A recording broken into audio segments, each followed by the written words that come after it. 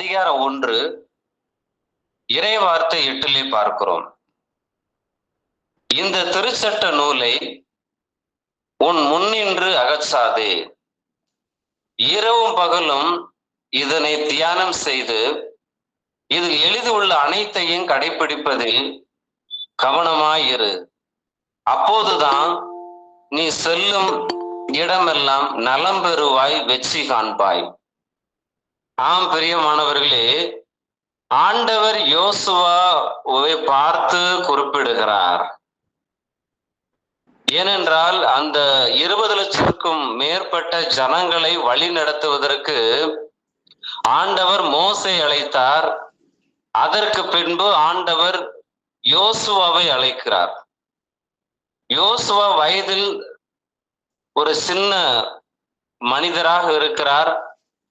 அவருக்குள்ளே ஒரு தயக்கம் இருக்கிறது, நான் எப்படி இந்த மனிதர்களை வழி நடத்துவேன் என்று. அப்போது ஆண்டவர் குறிப்பிடுகிறார், நான் மோசையோடு இருந்தது போல நான் உன்னோடு இருப்பேன். உயிருள்ள நாட்களிலும் ஒருவனும் உன்னை எதிர்த்து நிற்க முடியாது. மோசையோடு இருந்த நான் உன்னோடு இருப்பேன் என்று வார்த்தையை ஆண்டவர் என்ன செய்கிறார்? குறிப்பிடுகிறார். பின்பு சொல்லுகிறார், நீ நலம் பெற வேண்டும், வெற்றி அடைய வேண்டும் என்றால் இந்த இறை வார்த்தையை நீ இரவும் பகலும் தியானிக்க வேண்டும். ஆண்டவர் யோசுவா பார்த்து என்ன சொன்னார்? இந்த இறை வார்த்தையை நீ தியானிக்க வேண்டும், அப்போது உனக்கு வெற்றி கிடைக்கும் என்று ஆண்டவர் யோசுவாவை பார்த்து குறிப்பிடுகிறார்.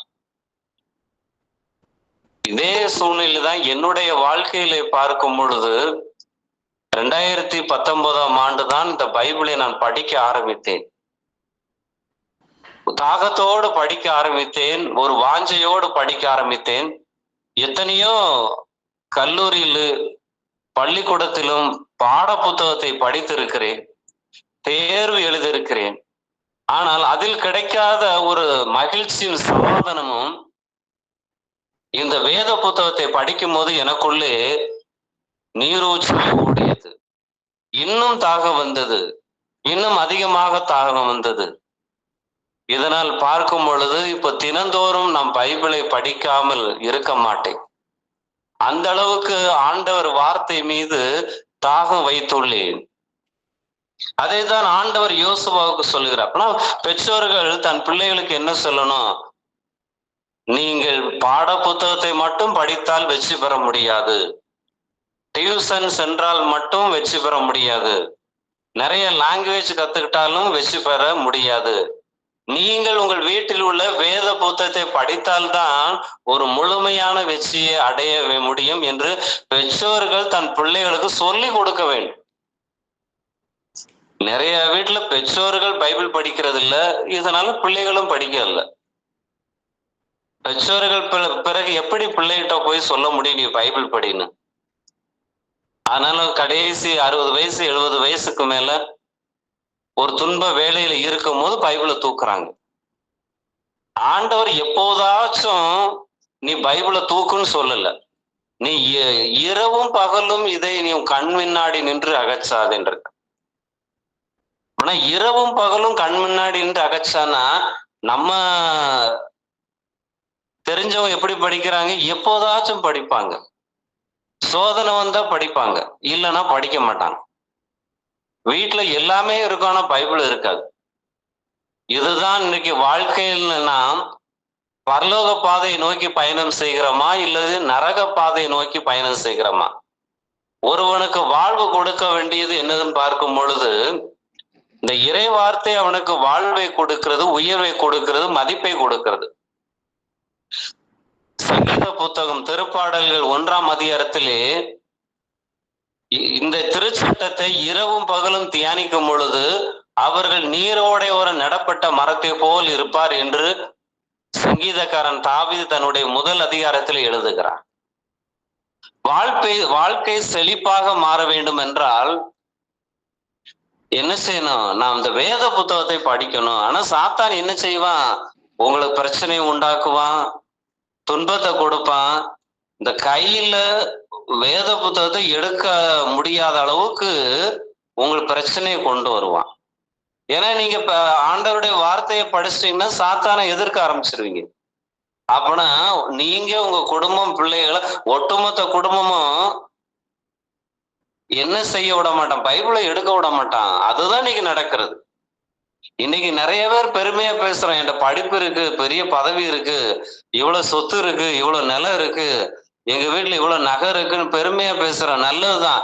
ஆனா எந்த வீட்டுல யார் ஒருவராச்சும் நான் பைபிளை ஒரு முழுசா படிச்சிருக்கிறேன், நான் எத்தனையோ வீடுகளை சந்திக்கும் போது நான் முதல் வார்த்தை கேட்பேன், உங்களுக்கு வயசு 50 வயசு ஆச்சு, நல்லது, ஆண்டவர் உங்களை ஆசீர்வச்சிருக்காரு, இந்த 50 வருஷத்துல ஒரு முறையாச்சும் இந்த பைபிளை தொடக்க நூல்ல இருந்து திருவெளிப்பாடு வரை படிச்சிருக்கீங்களான்னு கேட்டா இல்ல பிரதர்ன்னு சொல்லுவாங்க. அப்படின்னா அந்த ஆண்டவர் கொடுத்த 50 வருடத்திலே இந்த ஒரு புத்தகத்தை படிக்க முடியல.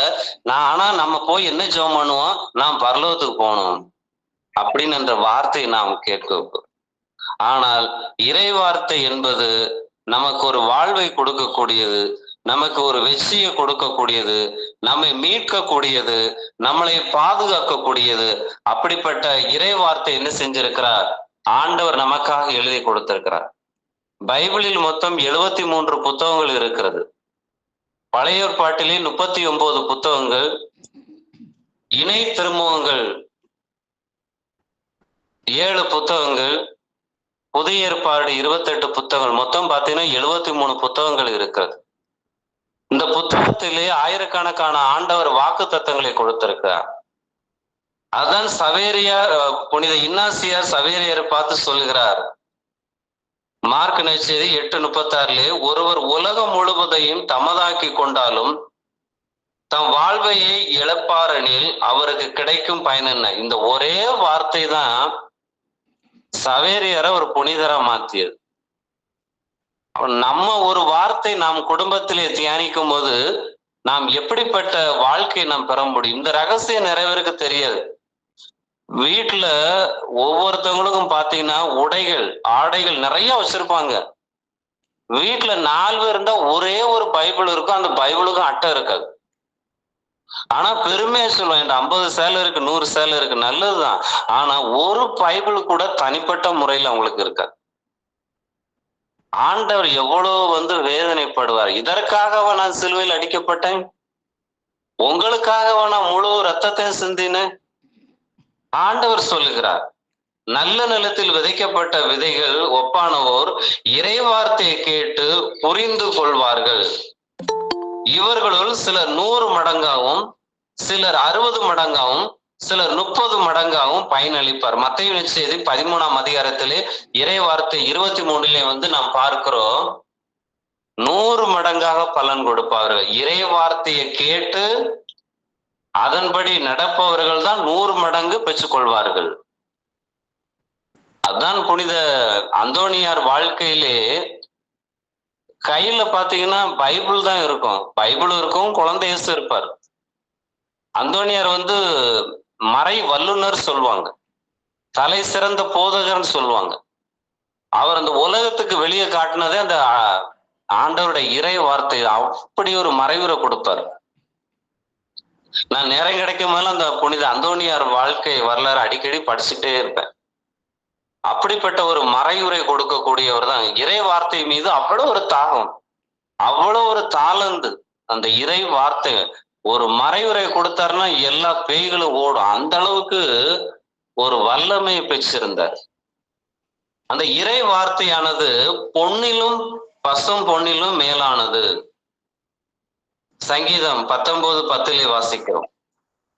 சங்கீதம் 119:103 இறை வார்த்தையானது தேனிலும் இனிமையானது போட்டிருக்கு. எஸ்ஐ 55:10 ஆண்டவருடைய வார்த்தையானது மழை பனி போன்றது போட்டிருக்கு. 1 பேதுரு 2ஆம் அதிகாரத்தில் இறை வார்த்தை 2 பார்க்கிறோம், ஆண்டவருடைய வார்த்தை பால் போன்றது. லூக்கா நற்செய்தி 8ஆம் அதிகாரம் இறை வார்த்தை 11 ஆண்டவருடைய வார்த்தை விதை போன்றது. சங்கீதம் 119 இறை வார்த்தை 105 ஆண்டவருடைய வார்த்தை விளக்கு போன்றது. எரேமியா 5:14 வாசிக்கிறோம், ஆண்டவருடைய வார்த்தை நெருப்பு போன்றது. ஆனா அந்த வார்த்தை எடுத்து வீசும் போதுதான் சாத்தான் ஓடுவான். இன்னைக்கு வெளியில நிறைய குடும்பத்துல பாத்தீங்கன்னா எலும்பச்சை பழத்தை தொங்க விடுறாங்க, கல்லை கட்டி தொங்க போடுறாங்க, பொம்மையை கட்டி தொங்க விடுறாங்க, அழகான படங்களை வரைஞ்சு வைக்கிறாங்க. ஒரு சில வீடுகள்ல தான் இந்த ஆண்டவருடைய வார்த்தைய வெளியில பெருசா எழுதி போட்டிருக்காங்க. அது 100க்கு 1 குடும்பமா இருக்குமா கூட தெரியாது. ஒரு 6 மாசத்துக்கு முன்பாக ஒரு கிராமத்திற்கு ஊழியத்துக்கு சென்றிருந்தேன்.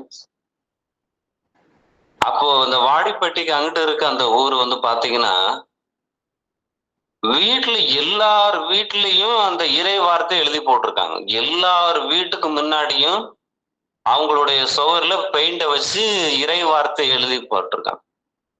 நான் அதை பார்த்துட்டு ரொம்ப மகிழ்ச்சி அடைந்தேன். அந்த மாதிரி நான் தமிழ்நாட்டுல எத்தனையோ கிராமங்கள் போயிருக்கிறேன்.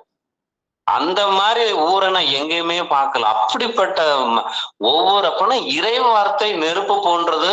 அதுதான் சாத்தானே விரட்டக்கூடியது. இறை வார்த்தை இல்லாதனால குடும்பத்துக்குள்ள பல சாத்தான் கிடக்கான்.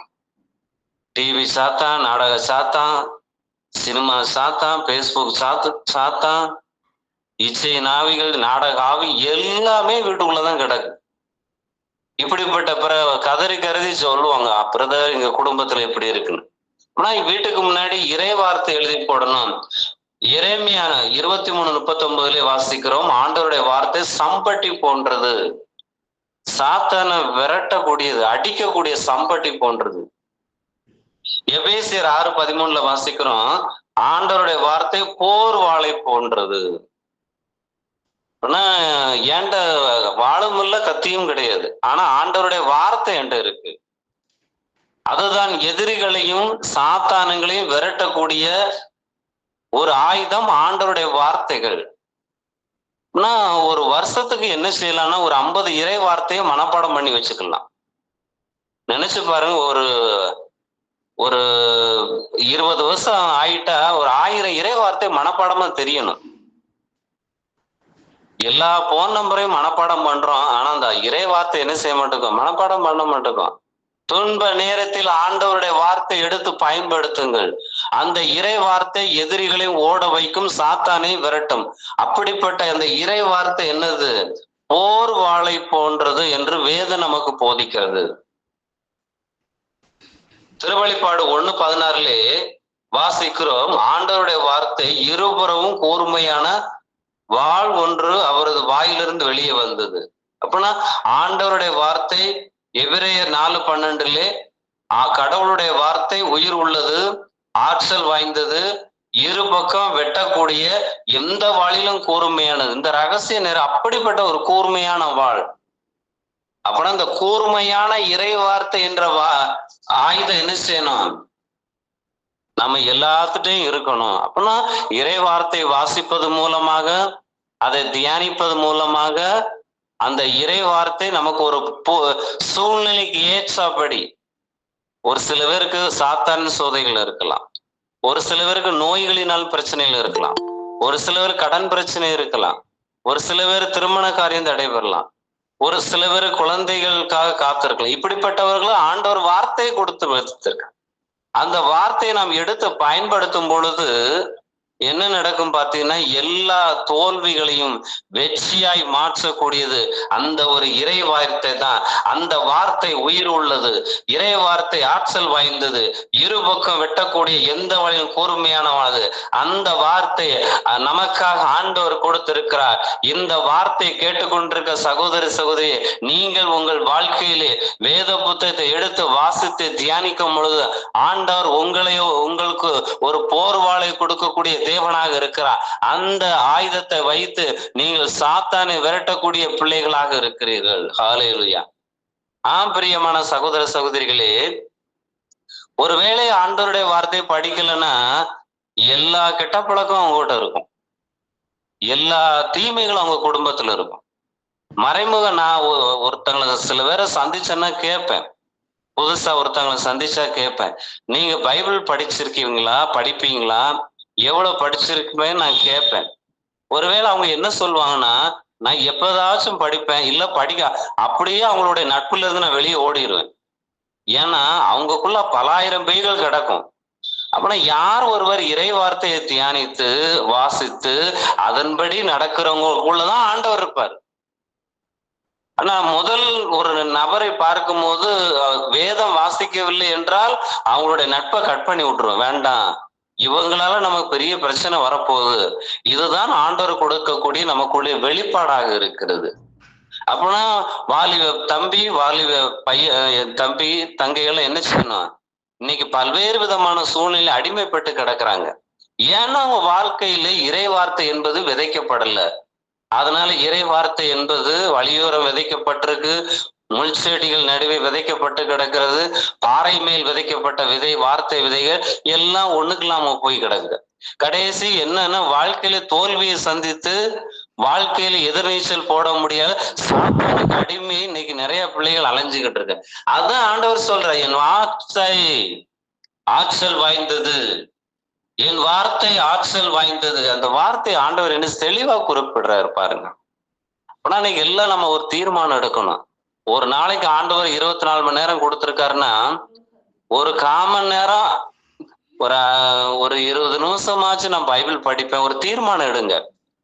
அடுத்த ஒரு வருஷத்துல பாருங்க, உங்க வாழ்க்கையில மிகப்பெரிய ஒரு மாற்றத்தை என்ன செய்வீங்க, நீங்க சந்திக்கக்கூடிய பிள்ளைகளாக இருப்பீங்க. அப்படிப்பட்ட ஆண்டவர் நமக்கு என்ன செய்யறாரு, கொடுக்கிறாரு. மத்தேயு நற்செய்தி 24:35 வாசிக்கிறோம், வெண்ணும் மண்ணும் ஒளிந்து போகும், ஆனால் என் வார்த்தைகள் ஒளியவே மாட்டாது என்று ஆண்டவர் என்ன செய்யப்பானா, இந்த உலகத்துல எல்லாமே அழியக்கூடியதுதான், அழிய முடியாத ஒன்றுமே இல்லை, எல்லாமே அழிஞ்சிரும். நீ பதவியில் இருப்பாங்க, நாளைக்கு காணாம போயிருவாங்க.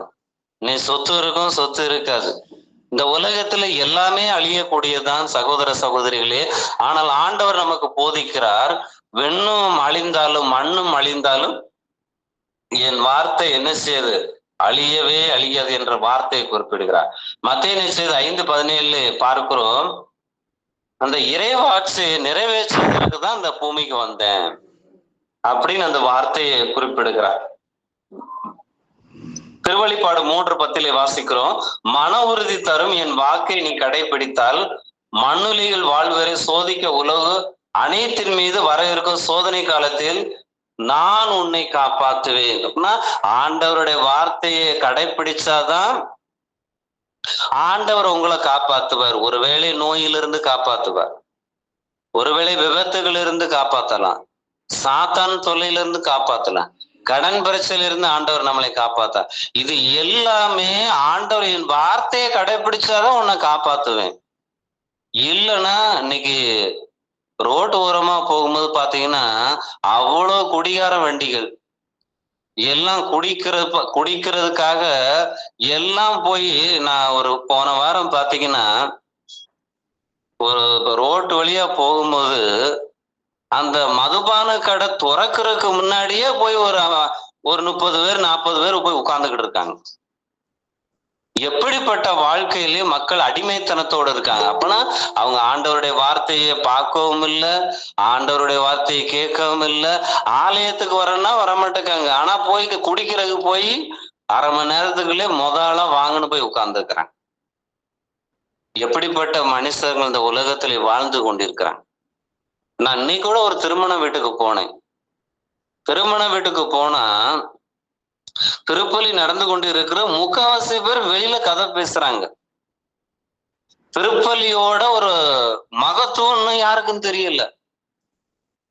அங்க பங்கு ஃபாதர் திருப்பலி வச்சிருக்கேன், உள்ள கம்மியா மக்கள் உட்கார்ந்துருக்கான், வெளியில கும்மலா உட்கார்ந்து கதை பேசுதுங்க, சிரிக்குதுங்க, செல்போன் கேக்குதுங்க, பாட்டு கேக்குதுங்க, விளையாண்டுக்கிட்டு இருக்குங்க. இப்படிப்பட்ட ஜனங்கள் அந்த திருப்பலியின் மகத்துவம் தெரியாம இன்னைக்கு வாழ்ந்து கொண்டு இருக்கிறாங்க. இவர்களெல்லாம் ஏன் கல்யாண வீட்டுக்கு கூடுறாங்கன்னு எனக்கும் தெரியல. ஏன்னா அந்த குடும்ப கல்யாண மணப்பெண் மகனை ஆசீர்வதித்து தான் கூட்டிருப்பாங்க. ஆனா வெளியில கிடந்து பாத்தீங்கன்னா சாத்தா என்ன செய்யறான், உள்ளேயா போக முடியாத அளவு தடுத்து வச்சிருக்கிறான். இப்படிதான் நிறைய ஊர்ல என்ன செய்யுது நடந்து கொண்டு இருக்கிறது. யோவான் நற்செய்தி 15:7 நீங்கள் என்னுள்ளும் என் வார்த்தைகள் உங்களுக்குள்ளும் நிலைத்திருந்தால் நீங்க கேட்பதெல்லாம் கிடைக்கும் என்று இயேசு கிறிஸ்துவை நம்மளை பார்த்து நீங்க. ஆனா அந்த வார்த்தைகள் என்ன செய்யணும், நமக்குள்ள இருக்கணும். அந்த வார்த்தைகள் நமக்குள்ள இருக்கணும். இன்னைக்கு நிறைய பேர் சொல்றாங்க, பிரதர் டயர்ட் ஆயிட்டு, பிரதர் நேரம் இல்லை, பிரதர் எப்போதாச்சும் படிப்பேன். அப்புறம் ஒரு நாளைக்கு 3 வேளை மட்டும் கரெக்டா சாப்பிடுறோம், அதுக்கு மட்டும் நேரம் இருக்கு. ஆனா பைபிள் படிக்க மட்டும் நேரம் இருக்காது. நான் சொல்றேன், சாப்பிடலாட்டா கூட பரவாயில்ல, ஒருவேளை சாப்பிடலாட்டா கூட பரவாயில்ல, இறை வார்த்தையை வாசிக்க வேண்டும். அந்த இறை வார்த்தையை நாம் உணவாக உட்கொள்ள வேண்டும்.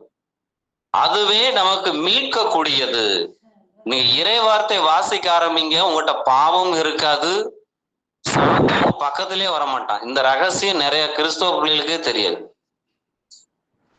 அதனால பெற்றோர்கள் பிள்ளைக்கு வேணுங்கிறதெல்லாம் வாங்கி கொடுக்குறாங்க. ஆனா என்ன செய்யல, பைபிளை வாங்கி கொடுக்க மறந்துட்டாங்க. ஆண்டவர் ஓசையை பார்த்து, பெற்றோர்களே நீங்கள் வேதத்தை மறந்த நான் உங்க பிள்ளைகளை மறந்துடுவேன்ட்டார். அதனால நிறைய பெற்றோர்கள் வேதத்தை மறந்துட்டாங்க, ஆண்டவர் அவர்களுடைய பிள்ளையும் மறந்துட்டாங்க. அப்படிப்பட்ட ஒரு சூழ்நிலையே என்ன செய்யறோம், நாம் இருந்து கொண்டு இருக்கிறோம். நான் என்ன செய்யணும், இந்த இறை வார்த்தை என்ன செய்யணும், நம்ம வாசிக்கணும். எஸ்ஐயா 55:11 வாசிக்கிறோம். இந்த எதற்காக நான் அதை அனுப்பினோ அதை வெற்றிகரமாக நிறைவேற்றாமல் வெறுமையாய் என்னிடம் திரும்பி வருவதில்லை. அப்படின்னா ஆண்டவருடைய பரலோகத்திலிருந்து அனுப்பப்பட்ட அந்த இறை வார்த்தை அந்த பூமியிலே அதனுடைய கிரியைகளை மகத்துவத்தை செஞ்சுட்டு தான் அவர்கிட்ட போகுமா. அப்படிப்பட்ட ஒரு வாக்குத்தத்தை என்ன செஞ்சிருக்கிறாரு ஆண்டவர் நம்ம கொடுத்திருக்கிறாரு. அந்த இறை வார்த்தை மேன்மை. ஒரு நாளைக்கு நான் பாத்தீங்கன்னா பைபிள் படிக்கலாட்டா அன்னைக்கு ஏதோ ஒரு இழந்த மாதிரி இருக்கும், மனசுக்குள்ள ஒரு பாரமா இருக்கும். அப்படிப்பட்ட ஒரு சூழ்நிலை இருக்கு. ஒரு சில பேர் ஒரு நாளைக்கு 3 தடவை பைபிள் படிக்கிறாங்க. ஒரு சில பேர் எங்க போனாலும் பைபிளை தூக்கிட்டு போறாங்க. ஒரு சில பேர் பைபிளை தொடுறதே கிடையாது. இப்படிப்பட்ட சூழ்நிலை ஆண்டவர் உங்களோடு பேசுகிறார். அந்த இறை வார்த்தை அது. யோவான் நற்செய்தி 6ஆம் அதிகாரம் இறை வார்த்தை 63. ஆண்டவருடைய வார்த்தை என்ன செய்யுது, ஜீவனாக இருக்கு, உயிராக இருக்கிறது. அது உயிர் உள்ள வார்த்தையாக இருக்கிறது, வல்லமை உள்ள வார்த்தையாக இருக்கிறது. நீரோடை ஓரம் நடப்பட்ட அந்த வார்த்தை என்றைக்கு ஒரு செழிப்புள்ள ஒரு வார்த்தையாக இருக்கிறது.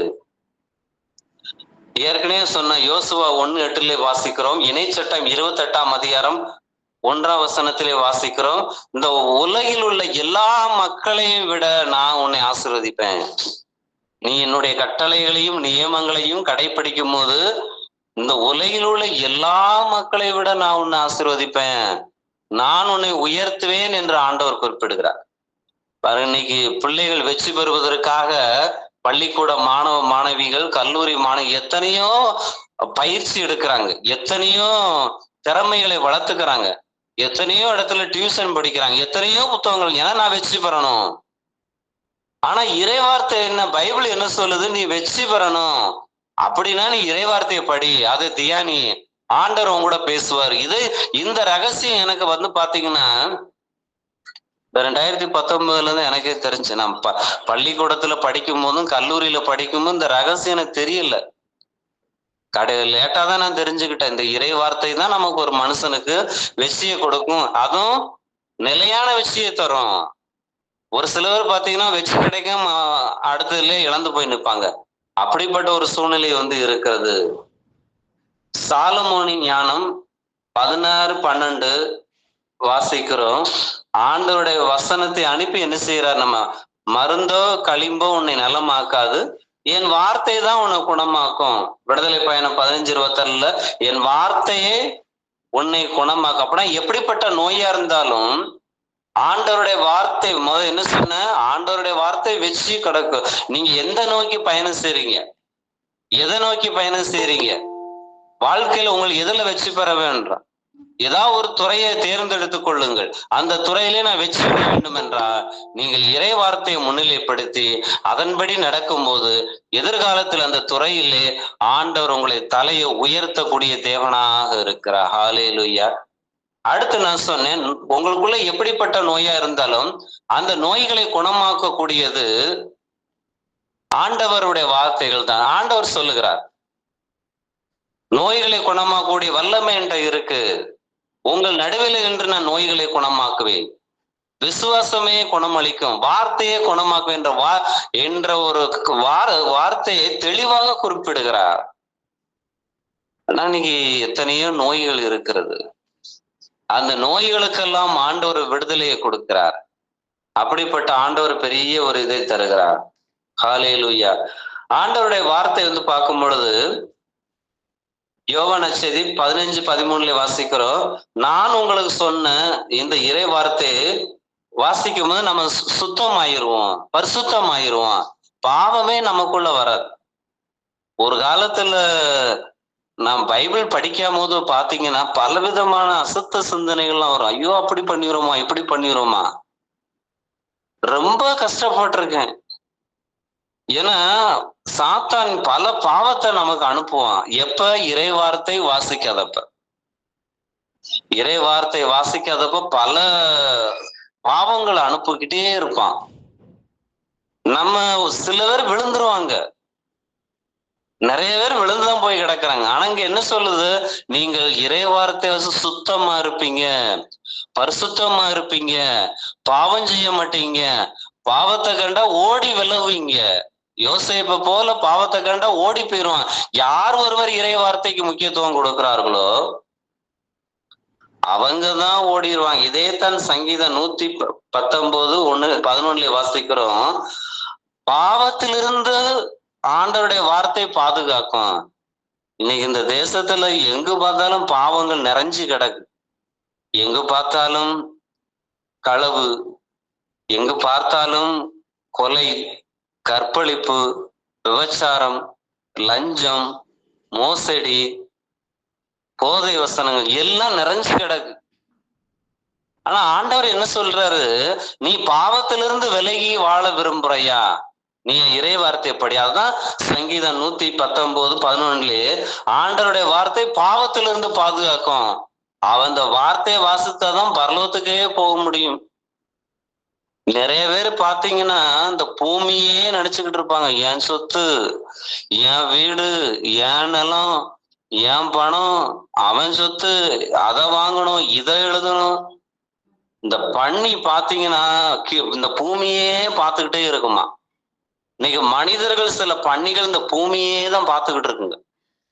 பன்னி ஒரு காலம் இந்த வானத்தை பார்க்கவே பார்க்காதான், அது செத்த பிறதான் இந்த வானத்தையே பார்க்குமா. அப்போனா இன்னைக்கு மனிதர்களுடைய நிறைய பன்னிகள் பாத்தீங்கன்னா இந்த பூமியே எவ்வளவு லஞ்சம் வாங்கலாம், எவ்வளவு சொத்து தேக்கலாம், இந்த கள்ளக்கணக்கு எழுதுனா எவ்வளவு சம்பாதிக்கலாம், இதுக்கு எவ்வளவு லஞ்சம் வாங்கலாம், இவங்கிட்ட எவ்வளவு புடுங்கலாம், இப்படி அநியாயம் அக்கிரமம் இன்னைக்கு இந்த உலகத்துல நடந்து கொண்டிருக்கு. அப்பனா அவங்ககிட்ட இறை வார்த்தையும் கிடையாது, ஆண்டவரும் கிடையாது. அதனாலதான் இன்னைக்கு பூமியில பாவங்கள் பெருகி கிடக்குறது. நிறைய வாலிப தம்பி, வாலிப தங்கச்சி எல்லாம் இன்னைக்கு விழுந்து கிடக்காங்க. ஏன்னா அவங்க போற இடமெல்லாம் செல்போன் இருக்கும், ஆனா இறை வார்த்தை இருக்காது. இதனால பாத்தீங்கன்னா பாப்பாங்க, பிடிச்சு போறோம், கொஞ்ச நாள்ல விவாகரத்து.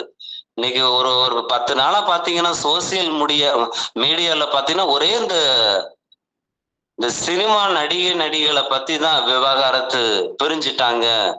இதே செய்திதான் சாத்தான் என்ன செய்தான், எல்லாம் பரப்பிக்கிட்டே இருக்கான்.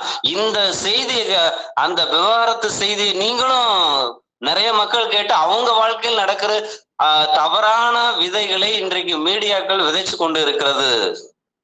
அதன்படி நிறைய நடக்கிறாங்க. ஏன்னா சாத்தான் இந்த செய்திகள்லாம் கொடுக்குறான். ஆனா ஆண்டவர் சொல்றாரு, நான் உனக்கு வாழ்வு கொடுப்பானே, உனக்கு வெற்றியை கொடுப்பானே, உன் நோய்களை குணமாக்கணே, உன்னை பரிசுத்தமாக்கணே, என் வார்த்தையை படி, அதுக்காக தானே உனக்கு நான் இறந்த அந்த வார்த்தையெல்லாம் உனக்கு கொடுத்துட்டு போயிருக்கிறேங்க. நிறைய பேர் கண்கள் மறைக்கப்பட்டுள்ளன, கண்கள் திறக்கப்படல, கைகள் கட்டப்பட்டு கிடக்கிறது.